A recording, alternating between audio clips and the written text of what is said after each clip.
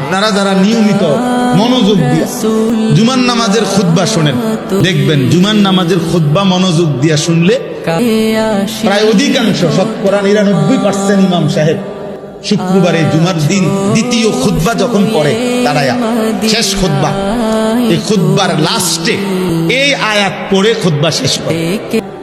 ইমাম সাহেব এটা পড়ে, ইবাদাল্লাহ রাহিমাকুমুল্লাহ ইন্নাল্লাহা ইয়া'মুরু বিল আদলি ওয়াল ইহসান ওয়া ইতা'i যিল কুরবা ওয়া ইয়ানহা আনিল ফাহশা'i ওয়াল মুনকারি ওয়াল বাগি ইয়া'iযুকুম লা'আল্লাকুম তাযাক্কারুন।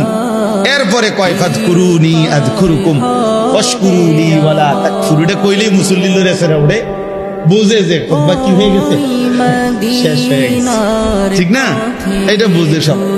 তাইলে এর অর্থ কি? অর্থ হইল খতিব সাহেব, ইমাম সাহেব এটা বুঝাইতে চায় যে মুসল্লিদেরকে, শোনেন আল্লাহর বান্দারা, আমি যাই কইছি না কইছি এই শেষ করলাম আল্লাহ তাআলার স্পেশাল এই ওয়াজ দিয়ে।